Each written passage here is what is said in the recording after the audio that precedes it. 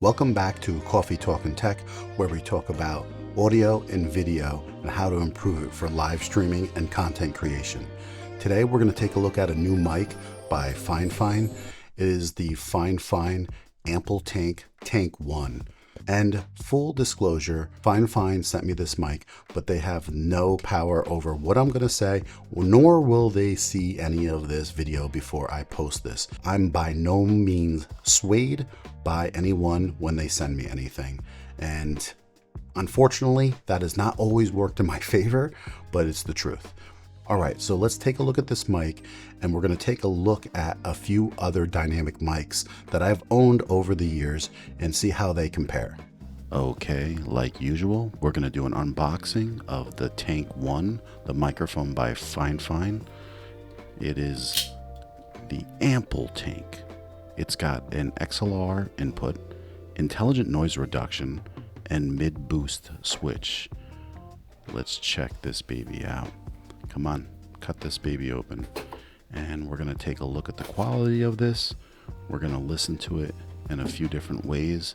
We're going to see if this mic is really worth the value. All right, we don't read pamphlets. Well, we're supposed to, but we don't. Toss that to the side.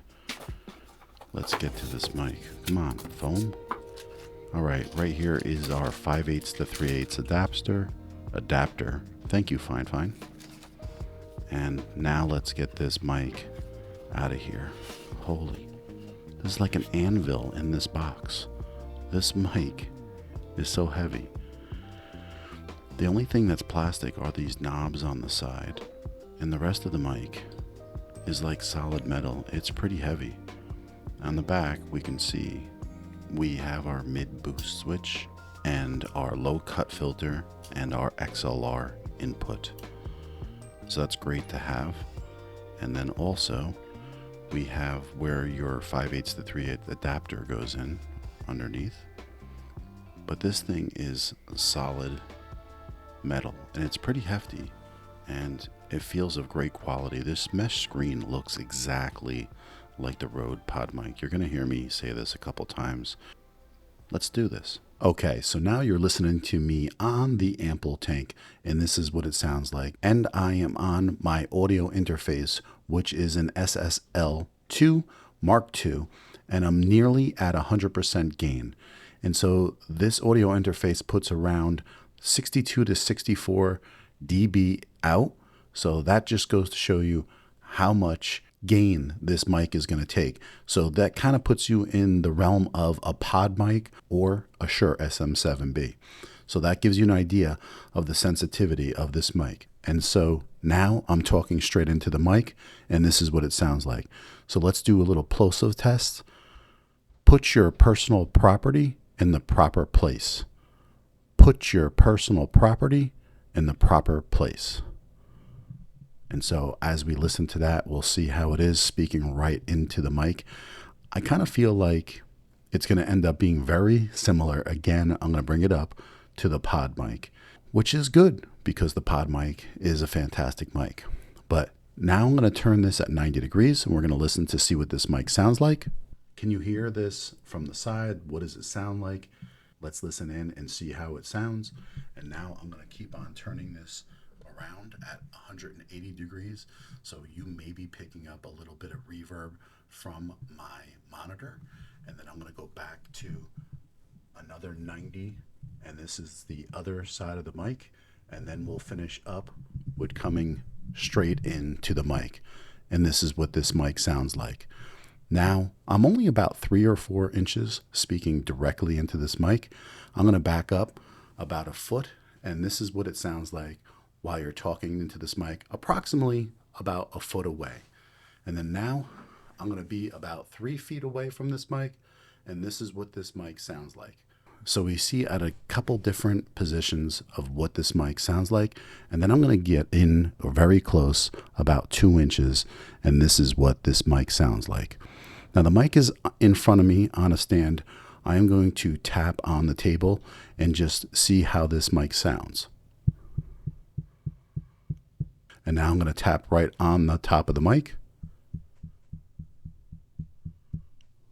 Okay, So that gives you an idea of the sensitivity of the mic. And to be noted, you are listening to the raw audio out of this mic.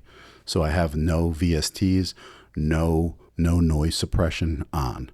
This is the raw audio, and I have none of the switches engaged in the back for the high pass filter or the mid boost. And this is what it sounds like when you're listening to the RE320. And I'm going to tap on the table so you have a better idea of what the sensitivity is with this. And then I'm going to tap on the top of the mic. Now, the only thing is you have to realize that this is in a shock mount. It's not in a solid yoke. So that's the difference you may have with this. So right now you're listening to me on the F2C SL40. This is a very popular budget dynamic mic that sounds pretty good. I did a review on this, and this is what it sounds like. I'm going to tap on the table with this one. I'm going to tap on the top of the mic. All right, so now you hear what that sounds like. And now you're listening to me on the Shure SM7B. And this is the only one where I'm running my audio interface at 100%. And this is what it sounds like at 100%. If I have to boost it in post, I'll put that right down below and you can see, versus the other mics, which were all pretty much the same, which was almost at max. And so I'm going to tap on the table, and I'm going to tap right on top of the mic. And this is what this sounds like. And now you have an idea of a comparison between all of these dynamic mics. Wow, I never thought this mic would sound so good. I mean, this one looks amazing. This one really sounds like I'm a professional YouTuber. Okay, so right now I have both the high pass filter and the mid boost engaged on this mic, and this is what it sounds like. And when it's in this stage right here, I feel like this sounds like the Podmic. Very, very close. But now these are both engaged, and this is what it sounds like. And then I'm going to flip both switches back the other way, and you can hear what this sounds like. Okay, and now I have both of those off, and this is what it sounds like. Can you hear a difference? Does it make a difference in my voice? But I noticed that I think I sound better personally with both of them engaged. And this is with the high pass filter engaged and the mid boost also engaged. And this is what it sounds like. While I have some light processing on this mic, I want to give you my conclusion and thoughts. First off, if you're going to be buying and using this mic, you most likely are going to need to pick up a FET head or possibly a mic booster and something like this. I did a video on this. This is the Clark Techniques CM2. I'll link that video right up above, and you can purchase this for $25. It used to be double that when I purchased it, so that's a great deal, and you can use great quality mics.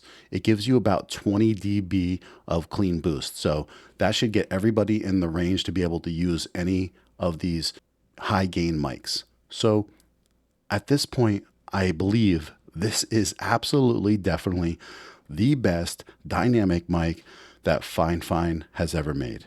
It is absolutely true. It is built like a tank. The name is absolutely perfect. I love that the logo's not in your face, like, you know, how some other companies sometimes do a little too much. I appreciate that. I like the blacked out look. I love the screen color. I love how strong and sturdy the whole thing is, including the yoke. There's not much I don't like about this mic. And if you're in this price range or you're looking for a great podcasting mic, this is definitely a plus. And being that you have the flexibility to have a high pass filter and a mid boost, that's just fantastic. I mean, who doesn't want more stuff? If you're out there looking, you need to take a look at this mic. It is definitely something you should be interested in if you're putting it in the category of mics in that $100 and under range for podcasting.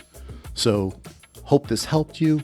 Give me a like, and it doesn't hurt to just hit that subscribe button. I really appreciate it. Have a great one. I'll see you on the next video.